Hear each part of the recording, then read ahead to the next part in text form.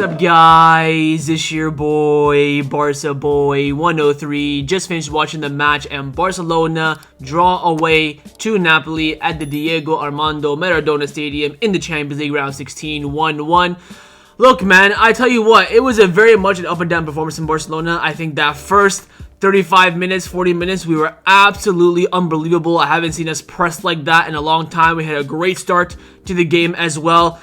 I'm so disappointed in the result because it should have been better. How we did not win this game is beyond me. I understand our second half was quite woeful. To be fair, we started off the second half poorly. Had a good 10-15 minute spell where we scored that goal from Lewandowski. Brilliant finish from him. Good assist from Pedri. And then after that, we dropped out completely. And the goal, yet again, that we can see, individual mistake. How many times did they say it this season? Now, we didn't, well work and just deserved a goal. It has to be a mistake from Barcelona, of course. And well, the worst part is that Osimhen got subbed off immediately after scoring that goal, which means the sub was already planned. So if we just survived that 1 minute, we probably walk away here with 3 points. Look, or not 3 points, the advantage going into the second leg. We still do have the advantage in the second leg. It is at home at the Montjuic, although our Montjuic record has been nothing short of disastrous. But some encouraging signs in this game for sure. I think the one big criticism I have today is actually not for the players. It is for Xavi Hernandez himself, who was very pragmatic in this game. Did not have any in-game management whatsoever. I was watching him a lot on the sidelines. He's visibly disappointed in some of the players' decision-making in-game in regards to who they pass the ball to, which is fine. But how he only made his first substitution in the 80th minute, firstly, beyond me. Secondly, only brought on 3 players. He brought on Raphinha, Joao Felix, Romeu. That's it. Only 3 out of 5 subs. Thirdly, how in the flying frig did Victor Roque not come on this game? I tweeted at halftime Victor Roque would thrive. He would thirst in this space that Napoli were leaving in behind the defense. Their defense was wide open in that first half. Victor Roque, not only did he not come on, did not even warm up.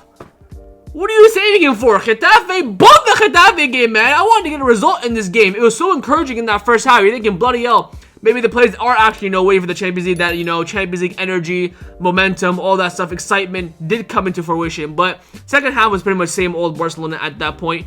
But I think Xavi does take a lot of the blame for me today because his in-game management, if it was something different, definitely could have turned the result in favor of Barcelona. But do Napoli deserve a draw? Absolutely not. I think Napoli were very, very poor. They had a good 7-minute spell in the final minutes of the first half. And then, of course, they dominated that last 15-20 minutes. More so because Barcelona were sleeping, not them. They had a lot of possession in the middle of the park. They weren't really doing much. I think the Osimhen chance was their only chance in this game, period.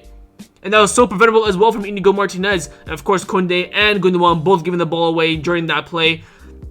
I mean, what else is there to say, man? I'm a bit gutted because of the performance and that we should have won. But overall, you gave me a draw before the game. I would have taken it. Of course, I predicted a draw in my match preview yesterday. And at halftime during this game, I said in my live stream, this game has no goals today. It will either be 1-0 win for Napoli, 1-0 win for Barcelona, or 1-1.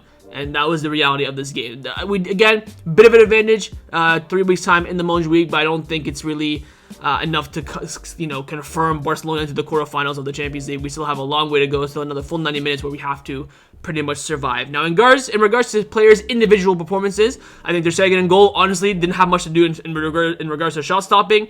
Passing off in the back was a bit iffy. In a lot of moments, sometimes they were brilliant. I remember him pinging one in the middle to De Jong, pinging one outright to Cancelo. But in the second half, I can remember him pinging one to Cancelo that wasn't great, and also some in the middle as well. So probably give him a 6 out of 10. Koundé, I'm seeing a lot of controversial takes on Koundé. I thought Koundé had a pretty good game. I mean, Kvaratskhelia got hooked at the hour mark. He only did him once, Kvaratskhelia, in the first half. I think he put it between his leg and then tried to run past him, but Koundé still recovered. Apart from that, I think Koundé played alright. Gave the ball away a few times, but that's fucking everyone for Barcelona. I thought Koundé had a decent game. Probably give him a 7 out of 10. I don't think it was a masterclass like we all expected, but he was dealing with a very difficult winger in Kvaratskhelia. Locked him down. Kvaratskhelia had no impact on the game whatsoever. He did him once in 60 minutes. That's a W in my opinion. I think a very solid performance from Christensen. Araujo, thought he was good as well. Had a little bit of a knock, hopefully with his head, nothing too serious. I think defending-wise was brilliant this game aerially, and of course those attacks, especially on the counter-attack from Politano and Simeone in that second half, he had those on lockdown. Inigo, I thought Inigo was poor overall. I think the first half wasn't great. He was being very sloppy, giving away silly fouls and pulling people's shirt, not being discreet with it, just blatantly just yanking them and pulling their shirts.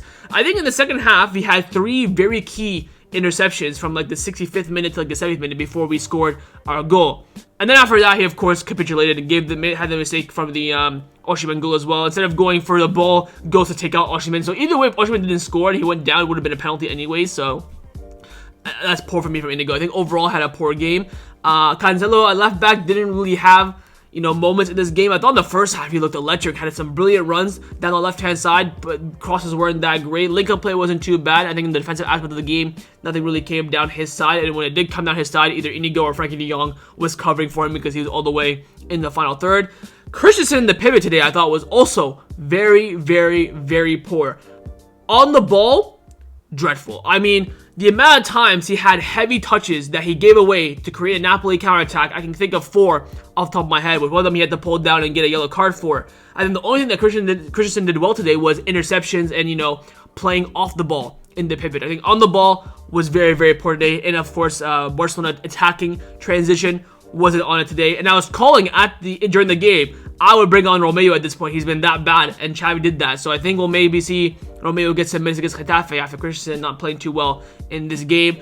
Frankie, seeing a lot of, controversial takes on Frankie. I thought he had an average game. I think, he had a typical Frankie de Jong performance, which I think is, not too bad for one of the best midfielders in the world. I do think, though, hold on to the ball a bit too much. But again, he is the progressive midfielder, but when he's playing alongside Christensen, who is not a natural pivot, he does have to kind of play a bit of 2 roles. I thought, again, like Christensen, off the ball, very, very good. Had a lot of key interceptions, key tackles, last minute toe pokes away to prevent Napoli from a counterattack. I think in the final third, though, progressively wasn't really at the races.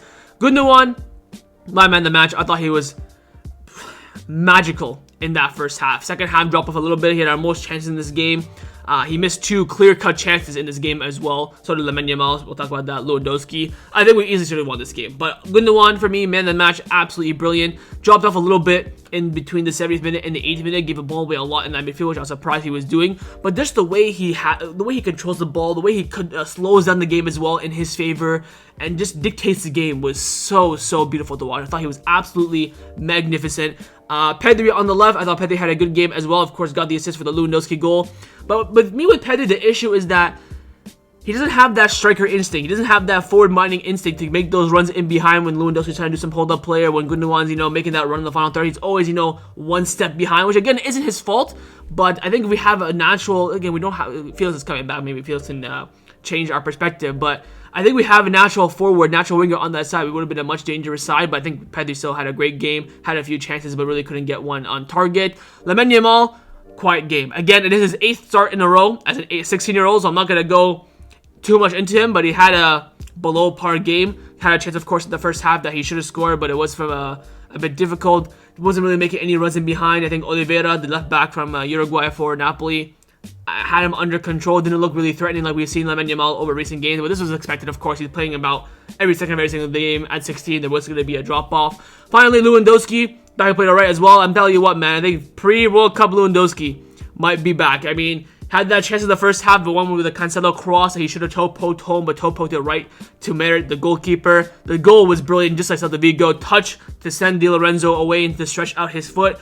Under his knee, his leg. Brilliant bottom right-hand corner finish. That is a pure striker finish. A credit to him. The subs that came in late, they only played about 9-10 minutes in this game because they all came on late. And finally, Xavi. I think Xavi picked the right lineup, the lineup we all literally expected. I think everyone predicted at that point. There was some question marks whether or not Kubrasi would start ahead of Koundé. Thank God Xavi did not do that. But again, for me, it's the in-game management. I mean, you're in the 60th minute. It's 0-0 at this point.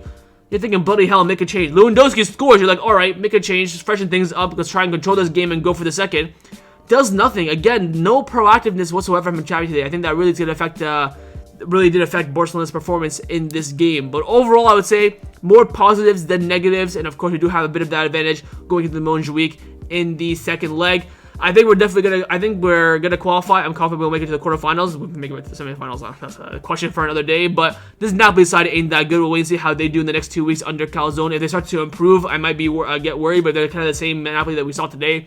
I'll be fairly confident we can get the result in the Montjuic. Again, it's going to be a fully packed out Champions League game, even though Montjuic is not the best stadium in the world. The fans there will hopefully help out. Shout out to the away fans today as well, the stadium. I heard them a lot. But yeah, I'm only disappointed because we should have walked away with a win. The Osimhen goal was preventable, and what's really annoying is that he got subbed off immediately afterwards. If he didn't get subbed off immediately afterwards, I might be, you know what, draw, not too bad, we'll take it. He offered me a draw before the game, I would have taken it, but so preventable. But anyways, hope you guys enjoyed this match review. If you did, make sure you drop a like, and of course, leave me your thoughts down in the comments below. Your thoughts on the performance, your player ratings, thoughts on Xavi as well, who's to blame for, what are your confidence levels going into that second leg at the Montjuic, and of course, make sure you guys subscribe down below as well if you haven't already, and I will see you guys next time on the channel. Take care, and Forza Barca.